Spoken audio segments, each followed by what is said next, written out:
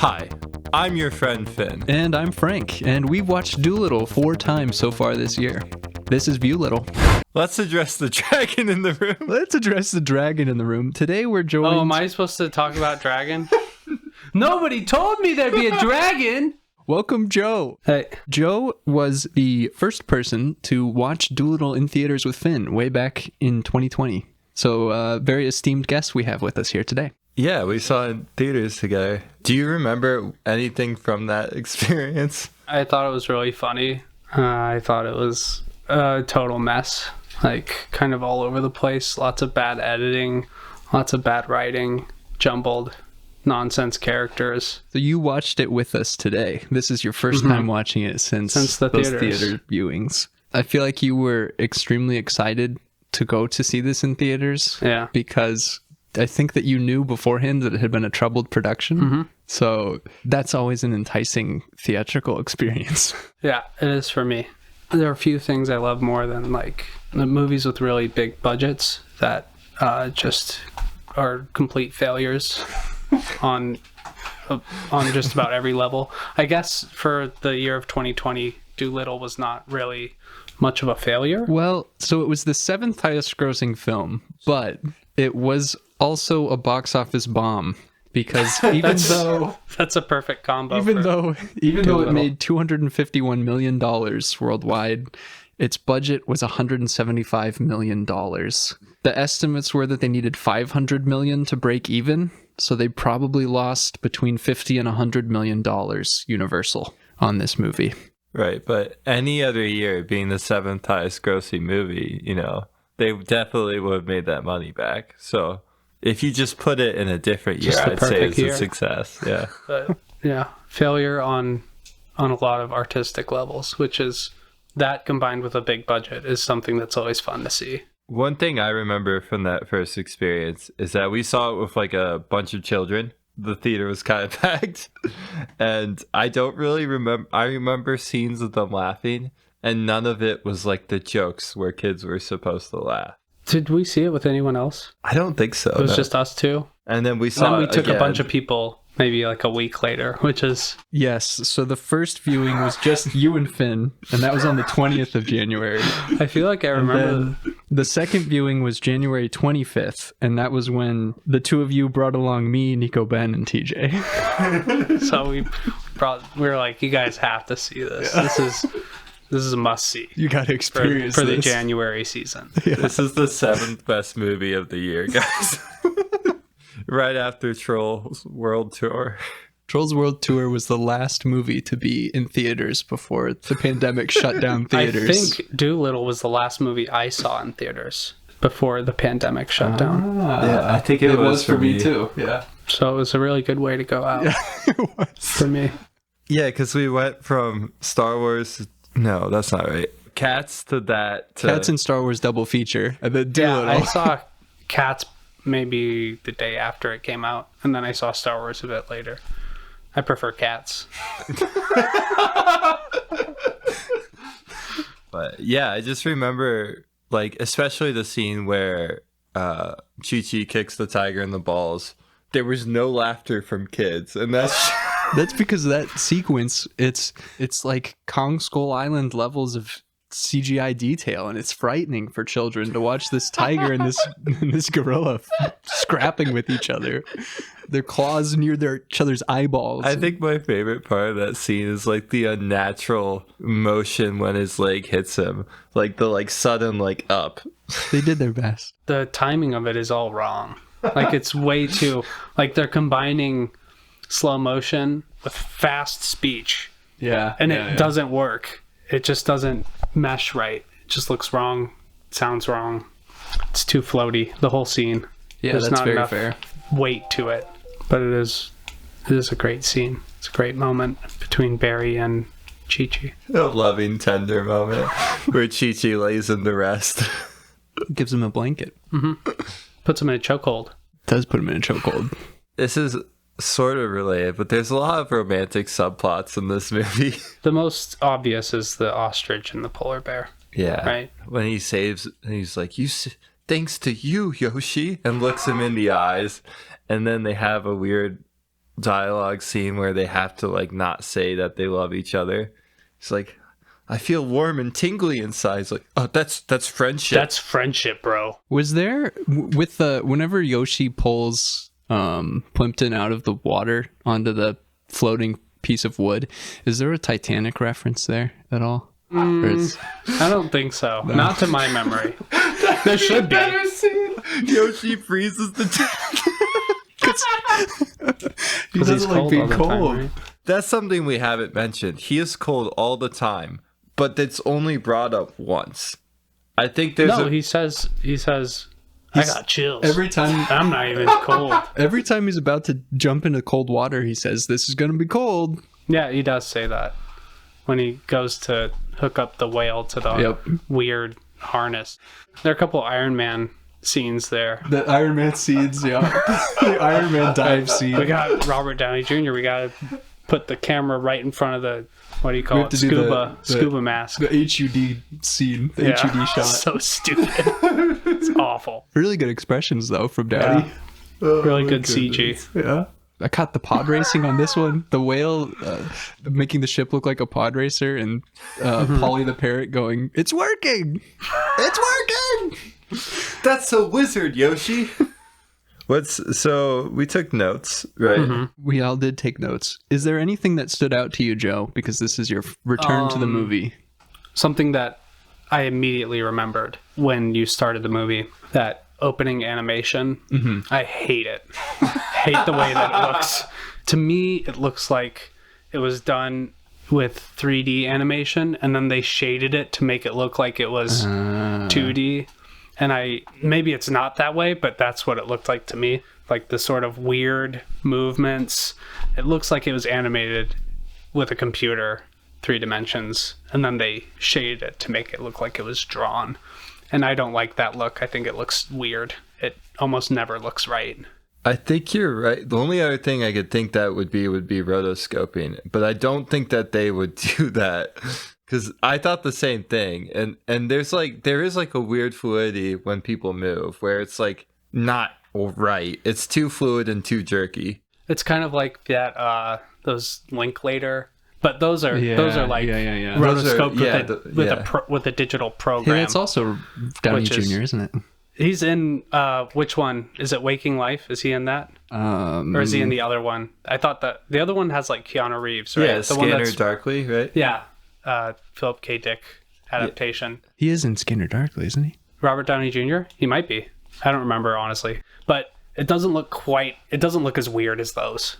Scanner Darkly and Waking Life both look pretty strange from my memory. And those are rotoscoped with like a digital program. But this looks like it was just animated in CG or something. I don't know. Isn't rotoscoping like also traditionally expensive? And like time I think so. Like intensive. If you do it with like cells and stuff, I think it is pretty expensive. Finn, I feel like you mentioned before with the animation that you think that they had to come up with it at like the last minute. It's weird because there's like a couple monologues from the parrot that they're just there to like give you a story because there used to be something there and they have to quickly go over what should have happened. All of Lily's backstory is really weird because there's an actress and she must have been in the movie in some way beside the 2-second scenes she's in. I think that's a good thing to point out. So I think that had to have been like, oh, we need something to start the narrative thrust of the movie. Like, how do we explain why he's a sad wreck at the beginning? Because we've cut out all this stuff that might have been made with the actual actress. Is that what you're saying? Yeah. It does feel like certain parts of the movie, it feels like there was probably a lot more there initially. I think especially with the Pirate Island. Yeah. Monteverdi. I think there was a lot more there initially that is just gone. And going off of that, the giraffe is in all the opening scenes and all the end scenes, which is very weird because she's in 2 minutes, 5 minutes at most, right? The chase through the town. And she's in the credit sequence, the portraits. She's receiving a medal from the Queen or something. Those portraits are a lot of fun at the end of the movie. You get to see all of your favorite characters dressed up in 1800s garb and pomp and circumstance and looking very serious, regal, and It reminds me of the trend of getting your pet photos taken where they put them into clothing, the Photoshop filter or whatever. Going off of this, who's your favorite character in the movie? Me? Yeah. The orangutan. Yeah. who interrupts Dolittle when he's talking about how he's there to sell his medical abilities. He's there to say that. And the orangutan just comes up and starts dancing. I don't know who voices the orangutan, but it's wonderful. To me, it's someone doing a Robert De Niro impression. Really? I don't know. I thought he had a British accent. Maybe he does. And he has like all these like beads in his hair. Like his hair is, I don't know. He reminds me of like a aged rock star, like a Keith Richards type. Yeah, that's fair. It's Keith Richards. That's canon. He steals the show. That's my favorite. He part does of the get an ending portrait with Antonio Banderas himself. Yeah. Mm-hmm. It is weird, like how detailed he is. Like the minor, like the beating and stuff. Like for like a 5-second joke. I feel like that is a character that probably existed more in the initial attempt. The fact that he appears in the credits lends itself to that perhaps being true. Because he's never seen with Antonio Banderas. Unless the people making the credits watch the movie and we're like, we love this orangutan. we're plugging this guy in. Counterpoint to that, though, I think the rabbit is not in the original cut. No, I don't think so. He is also in the ending sequence. Good point. Because that might not hold weight. What else do you have written down? A specific thing I wanted to bring up. You were talking about how you were unsure why he's doing a Welsh accent, why there are all these connections to Wales. The inspiration for that was this guy from the Victorian era whose name was William Price. And he was a neo-druid. He sort of tried to revive ancient Welsh religion. He was a Welsh nationalist. He wanted to separate from England. He was also involved in the Chartist movement, which was like a labor movement during the Victorian era. So that's the reason why he's doing this Welsh accent. That was the inspiration. I guess Robert Downey Jr. read about this guy and wanted to make him like, oh, he's a druid, so he's like into nature. So he talks to animals. He talks to animals. Talks to trees. He talks to animals. So he can be Dolittle. What if Dolittle was like this? Dolittle is based on. But yeah, that's what I've read, at least. That makes a lot of sense because Robert Downey Jr. seems to have taken this movie over, and it has no credence to like the original story. Not much.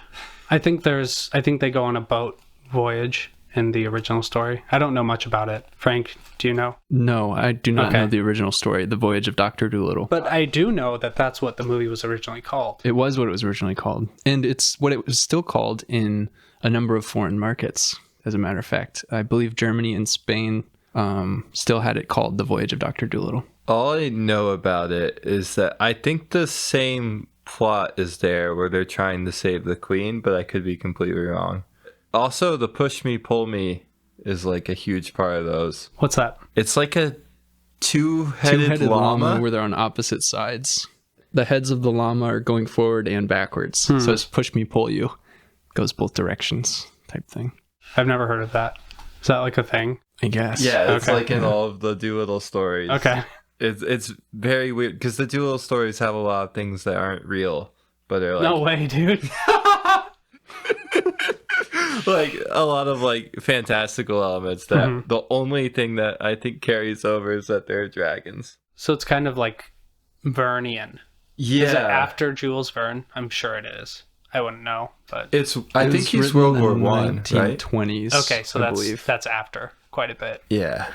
I think. You know, that's actually a really good point. It is kind of Vernian because it has the same, like even this movie is very Vernian. It has the diving suit, the weird steampunk stuff at the start. Yeah, so Hugh Lofting wrote his 14 books between 1920 and 1952. I feel like that's quite a bit after. I think Verne was writing in the late 19th century, right? Late 1800s? Yeah, I think you're right. Something I have written down is this movie really needs more snap zone. You're right. I think our our collective favorite scene of the movie is the boy on the giraffe, Stubbins on the giraffe. It's really funny. It's so good. I think that or the ship battle where there are like there's all these really bad CG moments with Robert Downey Jr. And the whale saying, what does he say? I'm coming to help or something. I'm on my way. I'm on my way. Humphrey here. Humphrey here. Here to hook me up, boys. Okay, here's something I've written. So we found the date. Yes. That this movie takes place on. This is big news. This is really good lore. So all you Dolittle heads out there, this is gonna rock your world. We're all here.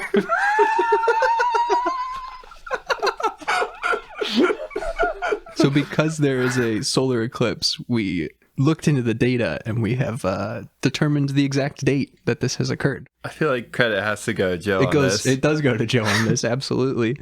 Because we have the 17th of the month and partial lunar eclipse, he was able to 1852. He was able to pull up the date June 17th, 1852. So the movie takes place in 1852. So it actually it checks out like that.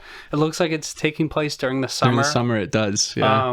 17th of the month and 1852, that's solidly in the range of when this movie could potentially happen. The only complaint I have about that is that they're treating Victoria like she's a super young queen, but this would be she would like be in her 14 30s. Years into her reign. Yeah, she'd be in her 30s. So mid-30s even. Right. So that sort of doesn't line up that great, but and that's getting up there.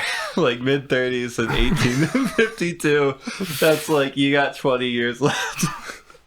Oh, one thing we need to settle is what is Lord's Banshee's what's his plan? Like who is he taking the throne from? Is it just he inherited?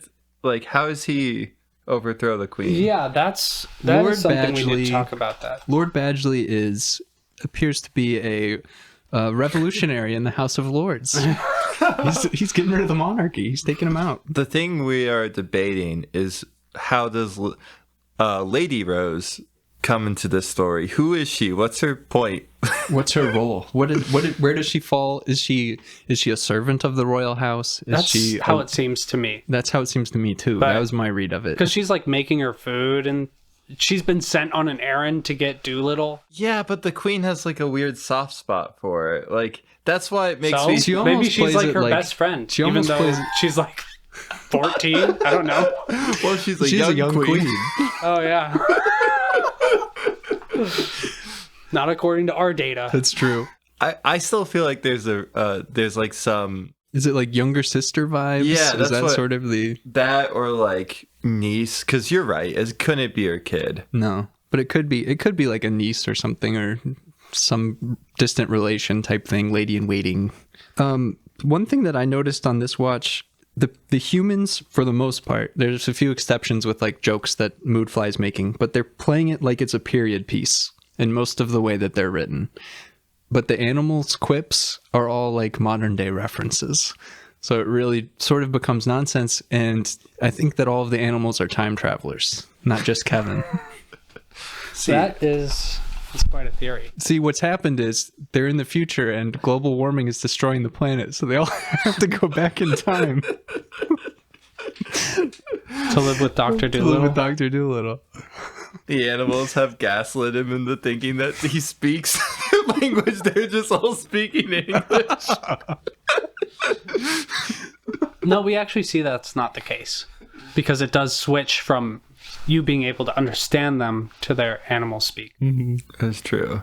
Unless everyone else is pretending like to save his like pride, to not humiliate him. They're like, oh, we don't know what they're saying. Oh. There's a scene where they like chuckle at what Yoshi says and they have to hide it from him. It's like what's that Jim Carrey movie? Truman Show. It's like the Truman Show, but it's Dr. Dolittle. No, which one are you actually talking about? That's what I was trying to say. Oh, really? It's Truman Show. I'm just making a joke. No, I was trying to say Truman Show. I was going to say Cable Guy, but... Or is it Cable Man? Do you know? One where Jim Carrey's a weird... I don't know. I should have said Sonic 2. What I think is that animals are just on the cutting edge of trends. They made up all these terms. They started them. They started like 2 centuries before. Polar bears have been sort of frat bro-y. That kind of fits with my idea of a polar bear. They're just all frat bros. I hate Plimpton. See, I love Plimpton. I kind of like Plimpton at this point. He's so bad in the movie. We should make a breakdown of who actually contributes something to the party, because Plimpton does not. No, he does. Dolittle rides him to Buckingham Palace. That's true. Oh, we're here, Buckingham Palace. Remember? The duck says that. So that we can know where we are. We hit the big times. That's got to be some tummy ache, right? That's another thing she says. That's got to be some tummy She's ache. just there to talk to the kids. She is. Now, kids. This is Buckingham Palace. This is a tummy ache. It's not actually a tummy ache. It's not. It's an impacted colon. Yeah. A severe impaction of the colon. Impacted dragon colon. I still think Robert Downey Jr. No one thinks that's funny. He is. I think it's funny. I think he's into it. He might be. He's a real dragon enthusiast. Yeah. Okay. The other thing I want to say. So I had a theory that Dolittle is sort of enslaving these animals. I think I'm wrong. I think instead he's a cult leader. It's like a cult of personality. Around him. Because I've been thinking he doesn't give them anything. The only thing he gives them is things that other people has given him that he shares sort of. Which is what a cult leader would do. He's given a house by a queen, and I'm guessing all the food is provided by the monarchy as well. You would assume that. He doesn't really do anything for him. His therapy doesn't really work. He doesn't solve any of their problems. Yes, he does. He doesn't. Yes, he does. Okay, give me Chi-Chi grows and learns to fight the tiger, to speak, not only in a figurative sense, but in a literal sense. He has the best arc of the movie. Okay, in terms of character showing development. True. I have a counterpoint to this. He is thrust into a traumatic experience. No, he does that himself. He breaks open the bars. He fits through a tiny hole, big gorilla body through tiny hole to go fight tiger. So in order to, he does that to save the man he loves. That's my point, is he's put in a situation that's life or death. He doesn't really overcome his fear forever. He just deals with a traumatic experience. He's able to leave behind his blanket, security blanket. But we're not... With the tiger, who now needs it. Yeah. So he's growing and helping others. He is. I'm not so sure he's not over his fear anymore. And Dolittle doesn't do anything to help him either. All he does is almost get killed by a tiger. That's how he helps him. That's how he cures him. Is he puts himself in the life. He talks him down when they're on the boat. Right, but it's kind of condescending. No, it's not. It's okay to be scared. It is. It's okay. It is. I'm not backing down from this. I'm with Joe on this one. I'm with our guest. I'm siding with our guest. Okay. Fine. That's Chi-Chi. We'll go to other examples. Yoshi. He gives him... So to cure his... he's always cold. Not at the end. He says, I have chills, and I'm not even cold. But he doesn't do anything. Oh, this is upsetting. I don't know. It sounds like you're wrong on this one as well. So what Dolittle does is he gives him a hat, a token, something he can latch on to and follow him from that. And then he's the muscle. He does all the grunt work for Dolittle. I think there's some truth to that. And Dolittle, all he provided him was that hat and then nothing else, really. I'm not sure what he feeds him either. He's eating plants at the beginning. That doesn't seem like that would be the traditional diet of a polar bear. I forgot that he was eating those berries. You're right, he was eating the plant. Polar bears, correct me if I'm wrong, you have a degree in biology, so you might know something about polar bears. They live in Arctic biome, right? Right. So not a lot of greenery for them to eat. Yeah, in the winter. In the summer, everything thaws. I would imagine they eat maybe seals or things like that. What do they eat? Yeah, because that's I think they're mostly scavengers and hunters. Okay. Because there are like things that grow there that like tubers and stuff, because that's like what bulls and maybe they, I don't think they like brew them up though. I think they mostly hunt or scavenge. Seals was my inclination. Seals, yeah. If that's what if they hunt, then it's probably like seals. Well, I mean, Yoshi's dad left him for a pack of seals. Oh yeah, that's in the movie, isn't it? Yeah. It's right there in the movie. Stupid joke. See, for a pack of seals. For a pack of seals. That's well, he became their leader. Another bare fact. I don't think dads stick around that long. I think dads kind of take off. Yeah. At the first moment that they can. I think moms are the ones that kind of stick around. That's why Yoshi has this problem that he can bond with Plimpton over. Yeah. This plays further into the logic that all polar bears are frat bros with daddy issues.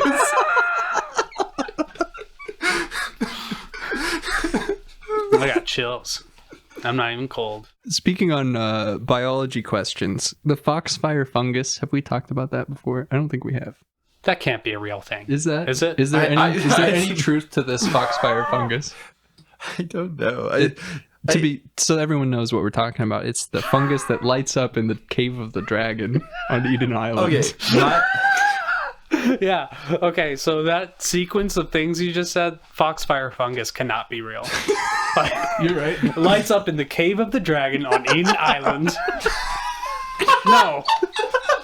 We can do some research on it, but I doubt it. My only thing is that it doesn't look like it's a fungus, No, right? It looks like it's a lichen moss or a lichen. that lights up. And like there could be like a bioluminescent lichen or not fungus, but like There moss are or something. bioluminescent fungi. Yeah. Aren't there? I think there are. I think there are. But I don't think there's any that lights up when you touch it and then turns red when the dragon appears. Well, to be clear, it turns red when England plant their flag. Wales is not having it. No, it's not. I was going to say, the foxfire fungus, first thing I thought of when he said that was Fire for Fiddle, the Fiend of the Fell, from Cats. Gus the theater cat, that's what he says. I'm not even joking. That's what came to mind. It's like, oh, Gus. There is a young Robert Downey Jr. in Cats. Really? That the guy looks like. Oh, okay. Which one? It's the guy who's around all the time. I don't know his name. Not Magical Mr. Mistopheles. Is he the guy who's kind of leading through everything? Yeah, that one. Yeah. He looks like a young Robert Downey Jr. Yeah, he kind of does. But he's a cat. He kind of does. And Robert Downey true. Jr. is not a cat. Maybe we can bring up a picture of him. Yeah, we'll put the picture up side by side Side by side with Robert Downey Jr. We'll get a look at him right now. People can vote. Does this man look like Robert Downey Jr. as a cat? I don't think that character's named in Cats. I don't think he's named. Is he? I think he might be. We'll put that up too. But yeah, we'll see. You guys want to just talk about cats? You know, it's sort of interesting. There's not I guess there are big cats, but there's no cat character in Dolittle. No house cat. There's kind of surprised there's by the that. lion at the very beginning. Mm-hmm. The lion cub. Who's mysteriously absent right after. Every Basically line they delivered, they just disappear into the ether again. Mm-hmm. Cats like to hide. Yeah, that's true. Then there's a lioness, and then there's Barry, who's probably the foremost cat figure Absolutely. in the film. It feels like something where if you're marketing to children, you'd pick like pets that they might have to sort of connect with them. Dragonfly, octopus, Right, exactly. whale. Dragon, whale. The dog's only there to just be like, oh, I hope Dr. Dolittle's coming back soon. Oh, where is he? Oh, where is he? That's fair. That's some dog energy, though. It sure is. I have a couple other notes here. I wrote down the gun stance of the movie. It comes across very, very...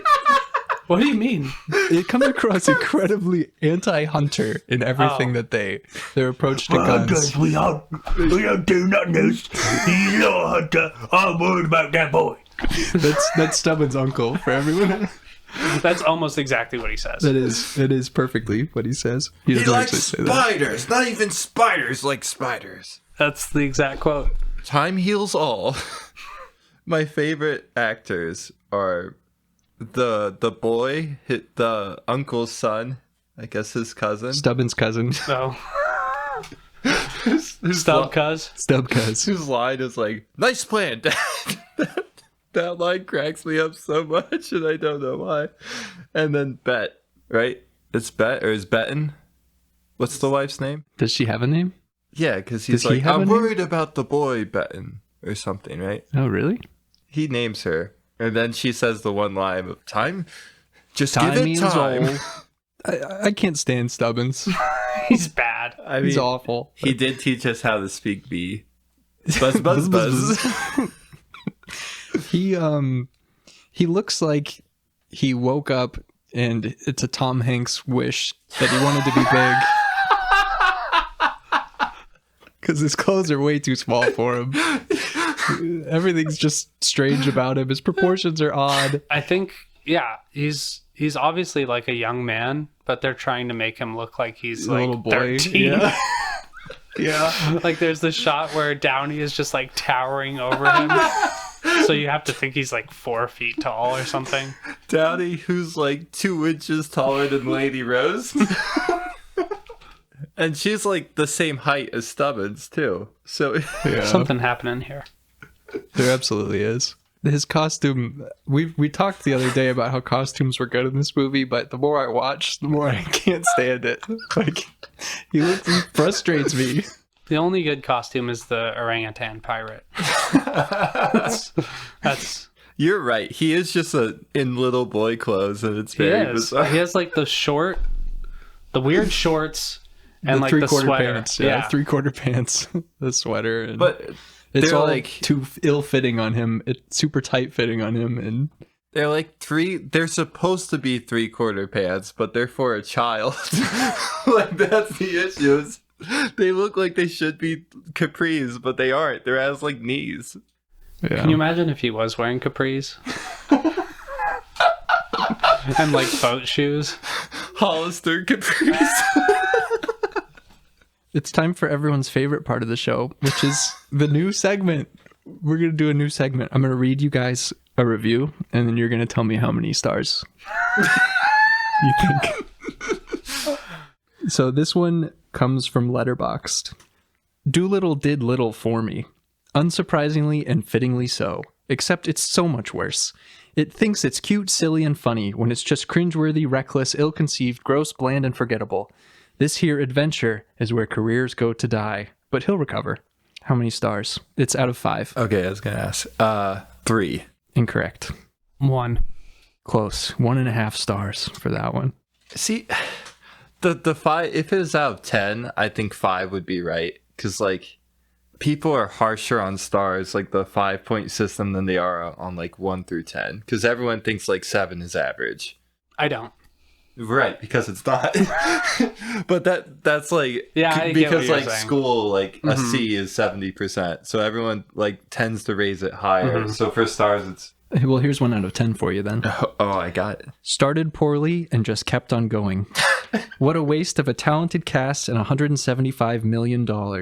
You could have taught a bear to speak for real for less. That was on IMDb. How many out of 10? I have an issue with that. I'm not sure you could. You know, I don't think you could. I think that they're wrong. Yeah. 4.5. Will you give it as a solid number? I don't know if you can give 0.5s. I don't think you can. 4. He said 4, so I'm going to say 3. Okay, it was 4. Yeah. You got it right. Good job, Finn. Thank Yeah, you. really good job. Here's another one. I'm convinced everyone in this movie was forced to say their lines at gunpoint. This is out of 5. Out of 5 stars. That's a cold take. That's what the dragonfly stuff sounds like. The Lego director got Jason Mantzoukas cornered in the studio. I need you to save this movie. It's like 3 in the That's morning. what a bad boy dragonfly would do. 2. Was that the whole review? That was a whole review. Okay. 3. Half a star. Yeah, that's a little harsh. That is a little harsh, but after all Downey gave us, I think this is a great one. All Downey gave us. After all Downey gave us, I think the least we can do is buy Dolittle on DVD. How many stars out of 5? That's the worst review I've ever heard for anything. 3.5. That was very close. Really? Mm-hmm. 4? 3. 3 stars. After all Downey gave us, the least we can do is buy Dolittle on DVD. So he gives it a bad review and then is like, go buy it on DVD. We gotta help make up this box office. We gotta bomb. help this guy with millions of dollars. We gotta recover. That is something that I noticed was a recurring theme in a lot of these reviews that I read. It was this Downey star power energy, and it sort of makes me think that in some ways it's a return to the star system that studios used to run. Downey Jr. is the movie. That's why all of these people watched it, is because Downey Jr. So, because he was in all the superhero movies. right, because he's I think- Iron Man. And this is right after. It was his first movie post Avengers. So that's all these Marvel heads are like, oh, we gotta see Dolittle, man. We gotta help him out. We gotta review this. But not well. No, But tell him buy DVD. right. After all he gave us. After all he gave us. What's your favorite Robert Downey Jr. movie? Can we get a list? Yeah. No. No. Cannot No? get a list. No list. What the heck is he even in? I mean, all I can think of are the Marvel movies and Dolittle. So No, he's got to be in something good. Kiss, Right? Kiss, Bang, Bang. I've never seen that. I don't Okay. know if I've ever seen. That's the I mean, only I'm sure movie I can have think seen of. stuff, but I. He's in Due Date. I've never seen it. Right? Yeah, he is in Zach Due Date. Galifianakis. I've never seen it. I have seen that one. Is it good? No. No, not really. Okay. Can we get a list? Yeah, But we're gonna list it up. I feel like that alone makes a good point. It does. Now we can only think of Iron Man and Dolittle. He's got to be in something, right? Okay, here's his IMDb filmography, sorting by most recent: Dolittle, Avengers Endgame, Avengers Infinity War, Spider-Man Homecoming, Captain America Civil War, Avengers Age of Ultron, The Judge from 2014, Chef from 2014. I forgot he was in that. That must be a brief cameo. Wait, the John Probably. Favreau. Yeah. Iron Man 3, The Avengers, Sherlock Holmes. Oh.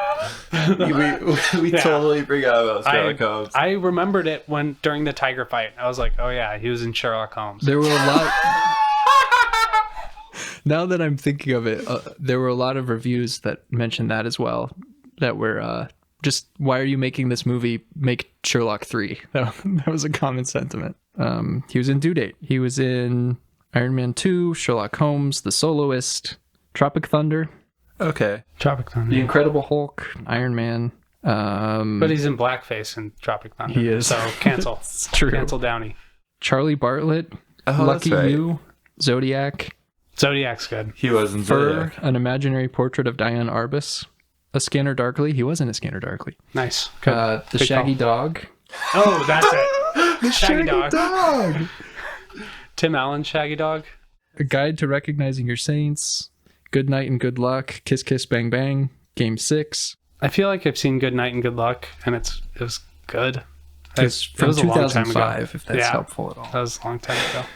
He was in a lot of stuff in the 90s, right? Yeah, he Like, was. Haven't gotten there yet. I think. Game 6, Eros, Gothica. Okay. I would probably say Shortcuts is the best out of the ones that I've seen that you listed. I have not seen That's any of these. So that I some of listed. those, like U.S. Marshals, I don't remember Robert U.S. Downey Jr. Marshals. He's really young at Yeah. that point. That's like the sequel to The Fugitive. Yeah. Right? Yeah. I don't remember it being good. Fugitive's good, but I don't remember that being good. It was okay. Like Okay. all the scenes with what's his name? Tommy Lee Jones. Yeah, he's good, but everything else is bad because you took out half of the movie. Rather just watch The Fugitive. Yeah, and then Bowfinger again. I don't remember him in it at all. That's the Eddie Murphy, Steve Martin, right? I don't know. Oh, Eddie Murphy. I've never seen it. But it's probably Kiss Kiss Bang Bang. I guess out of that list, if I was answering truthfully, I would say Dolittle. Dolittle. Yeah. Yeah. Shortcuts is Altman. It's kind of like all these short stories that all come together. Zodiac's good too. Zodiac is really He's good in Zodiac. Yeah. But it's like surprising.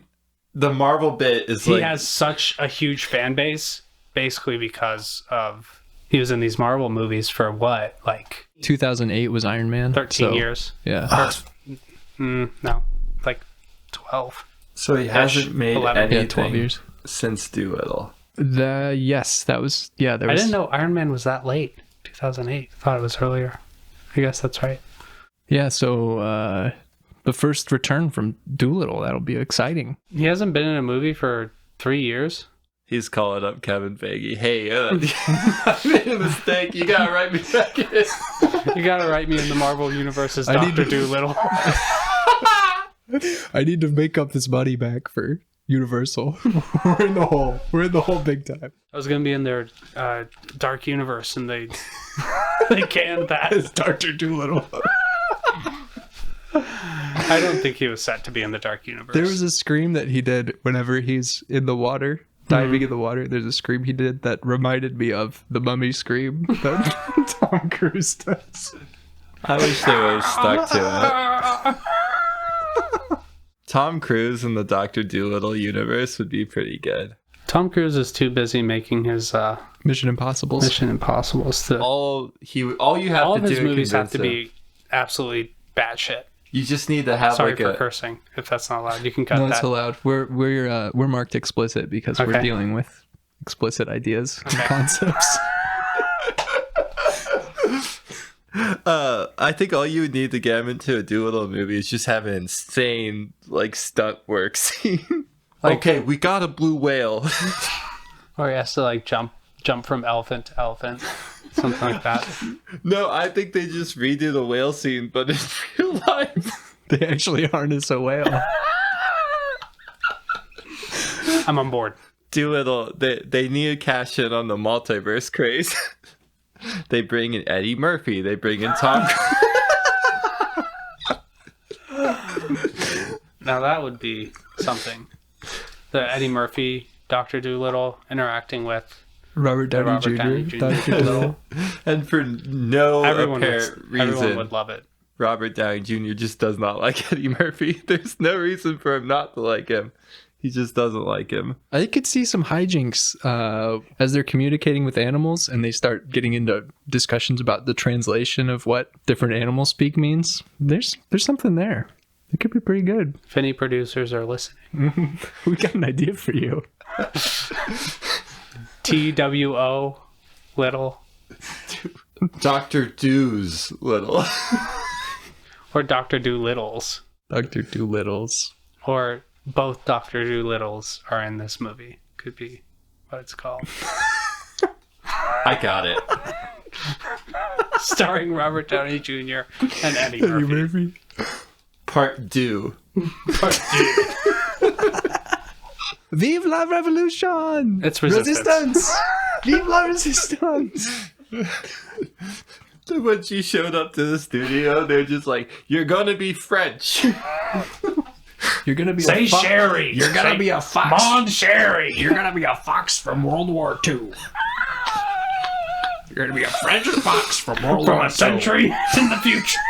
Future theory. future theory. Time traveling Because animals. if it was revolution, then it would work. it passed. Right. But she says resistance, that's which is World War II. That's World War II. France. wow. Yeah. There's too much of this future theory that's building up. Dolittle, part do. He catches on that these animals are not from the present.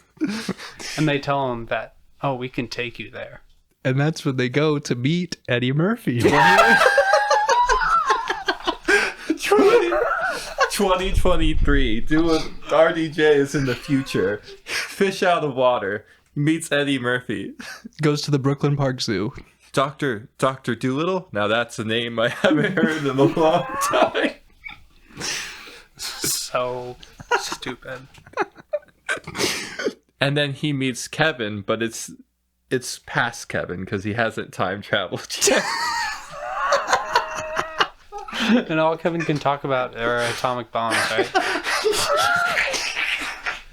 For those who are not initiated, when Kevin the squirrel has sort of a life flashing moment When he wakes up from anesthesia, there's footage of an atomic bomb and a cannon, and there's also Some like other burning stuff too. film. Yeah, burning film.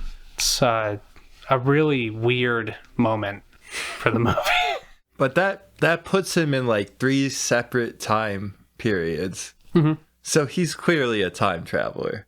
Yes, Or he's like experiencing other lives that could be too. whenever. That's a good point. Both future and past lives. You know, this just made me think of the perfect crossover movie.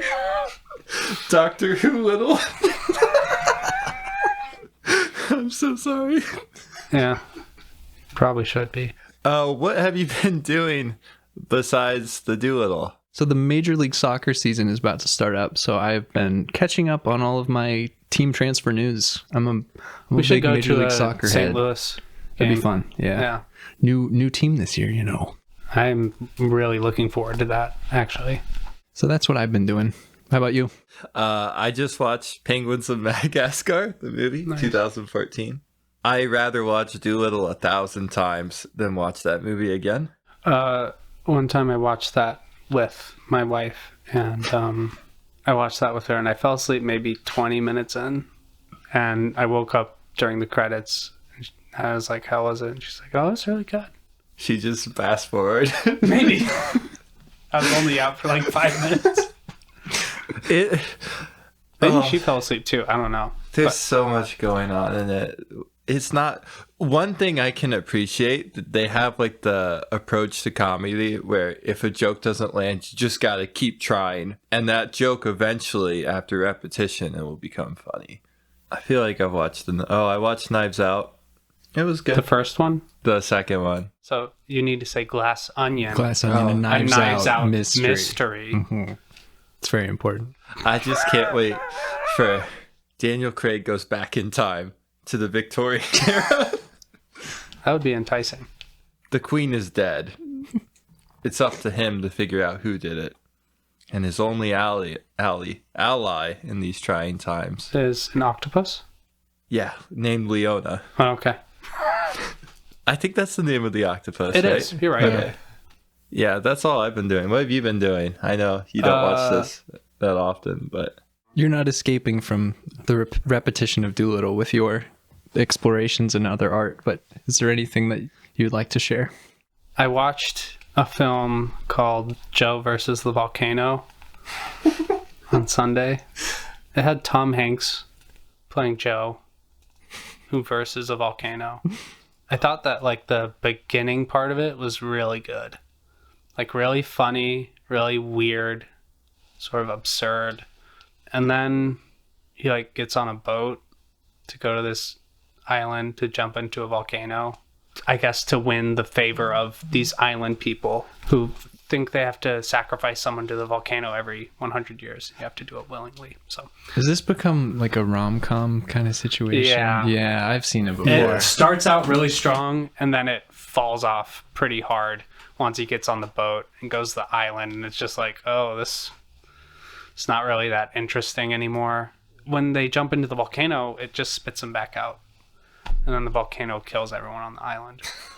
Which is kind of a good ending. I don't remember that part. And it sinks into the ocean, which doesn't make a lot of sense. But it's an absurd comedy, and the beginning part of it is pretty great. It's okay. What year is that from? It's from like 91-ish. I don't know. that was one of his earlier movies, like, right? Tom Hanks. Yeah, He was in The Burbs you're in right. the 80s.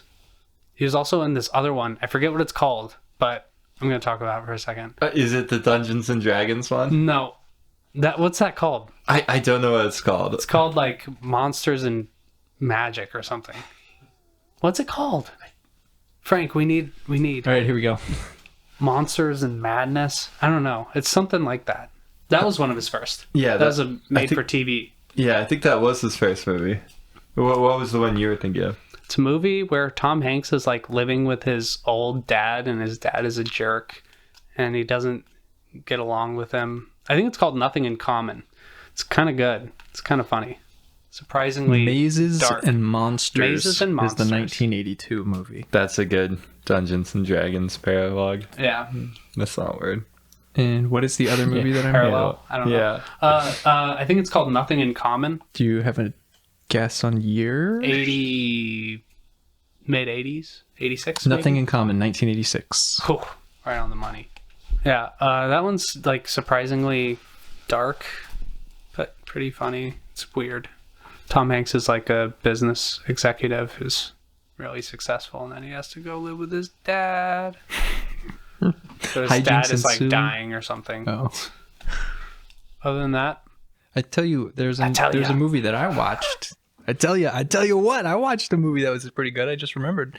Waking Then Divine. It's a blast. I love that movie. If you have the chance to watch it, go watch It's it. really fun. If you've recently bought a lottery ticket, definitely go watch it. What can I watch it on? A TV. Good question. I got one of those. I'm not sure. It's coming to a What it's theater on. near you. I have it on DVD, so I don't know. It might be on It's like really Amazon or something. It's really good. So I don't have a DVD player, but I do have my original Xbox that I watch DVDs on. That's pretty good. That's awesome. You have to plug in like a receiver and take out a controller. I no longer have my Xbox. I don't know where it is, but I have some Xbox games. Would you like them? I would love them. I have Drake and the 99 Dragons. Bringing it back to the dragons. Nobody told me there'd be a dragon. Nobody told me there'd be a dragon. It's just happened 99 times. Every room Nobody you walk told in. me there'd be 99 dragons. Nobody told me there'd be a dragon. What do you rate this movie? Did you enjoy it? Do you recommend it? I wouldn't recommend it. That's for sure.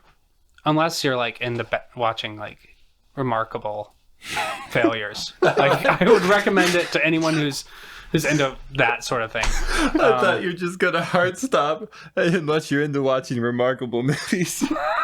I should have. Yeah. I'll give it like a 9 out of 100. Did you enjoy it? Sure. Why not? Finn, how I about you? enjoy enough of it to like sit through it and not just hate it. I enjoyed it a lot this time. I don't know why. Really? No reason. Yeah. I liked it. I didn't fall asleep at all. I didn't start to fall asleep, so that might be part of it. I don't recommend it this time. Yeah, you didn't fall asleep. My brother listened to a podcast. He's like, you know what? Like, I actually kind of want to watch it. I'm like, oh, I need to stop recommending it. Rory, you have to watch it now. You must watch it. Yeah, because I'm about to recommend it and say that I enjoyed it. So Where can you find us, Frank? you can find us wherever you listen to podcasts. We're on Simplecast. We're on Spotify. We're on iTunes. Simple Cats. You can find us on YouTube. Our YouTube channel is Speaking in Animals Productions. How can you contact us? You can shoot us an email if you'd like. We are drviewlittle@gmail.com. That's dr.viewlittle@gmail.com. We'd love to hear from you. Is there a dot as in like a period or D-O-T? Period. Dr. Okay. Period. Doolittle Okay. @gmail.com. Viewlittle, not Doolittle. View. Viewlittle. Dr. V-I-E-U. V-I-E-U. W. V-I-E-W. Okay. Let's try this again. Let's try this Just again. spell it out, please. So you can shoot us an email to dr. Period. VIEWLITTLE @gmail.com. How do you spell period? No. No. Milk! No more milk. Milk! From Finn, I'm Frank. We're joined by Joe. This has been Viewlittle. See ya. Bye-bye.